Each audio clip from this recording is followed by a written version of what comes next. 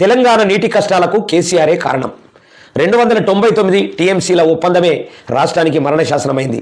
వెదిరే శ్రీరామ్. నీటి వాటాల్లో కేసీఆర్ చేసింది ద్రోహమే. కొత్త ట్రిబ్యునల్ వాదనలు వినిపిస్తే 650 టీఎంసీలు మనకే. కృష్ణానది జలాల వాటా పాలమూరు ప్రాజెక్టుపై పవర్ పాయింట్ ప్రజెంటేషన్ చేసినట్టు తెలుస్తూ ఉన్నది. వెదిరే శ్రీరామ్ అన్న నాకు కూడా మంచి క్లోజు. ఎందుకంటే అందశ్రీ గారు నేను ఇద్దరం అన్న దగ్గరికి ఎప్పుడు రెగ్యులర్గా పోయేది.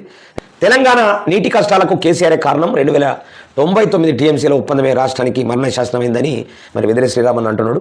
మరి కృష్ణా జలాల పంపకాల్లో మాజీ సీఎం కేసీఆర్ చేసినటువంటి తప్పిదాల వల్లే తెలంగాణకు అన్యాయం జరిగిందని మరి మహారాష్ట్ర ప్రభుత్వ సలహాదారు మరి కేంద్ర జలశక్తి మాజీ సలహాదారు వెదిరే శ్రీరామ్ అన్నారు.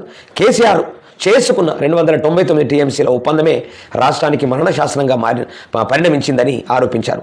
మంగళవారం బీజేపీ స్టేట్ ఆఫీసులో ఆ పార్టీ రాష్ట్ర అధ్యక్షుడు రామచంద్రరావుతో కలిసి కృష్ణా జలాల పంపకాలు పాలమూరు రంగారెడ్డి ప్రాజెక్టు స్థితిగతులపై పవర్ పాయింట్ ప్రజెంటేషన్ ఇచ్చారు.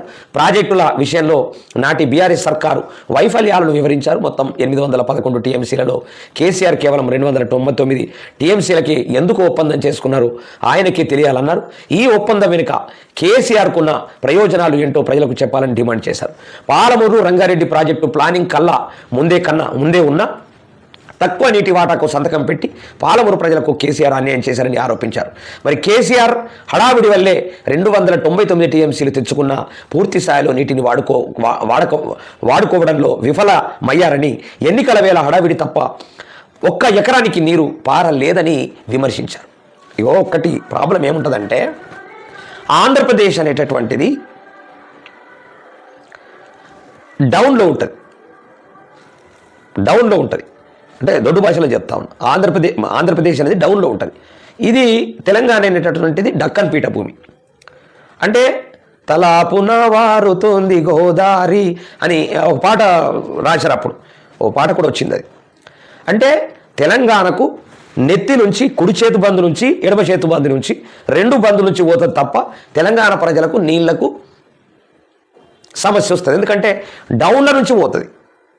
2 ప్రాంతాల నుంచి తలాపు నుంచి లెఫ్ట్ టు రైట్ నుంచి పారుకుంటా ఆంధ్రప్రదేశ్కి వెళ్ళిపోతుంది. ఇట్లా కలుస్తుంది. ఎట్లా ఇది తలాపు ఇట్లా పోతుంది. ఇట్లా పోయి ఇట్లా ఆంధ్రకు అందుతుంది.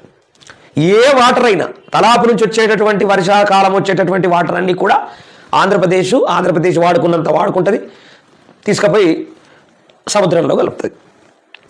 సముద్రంలో కలిపే కన్నా 2 రాష్ట్రాలకు నీళ్లు సమృద్ధి అయిన తర్వాత ఏమన్నా మిగిలినవి ఉంటే ఎక్స్ట్రా ఉంటే సముద్రంలో కలిపితే మంచిగా ఉంటుండే.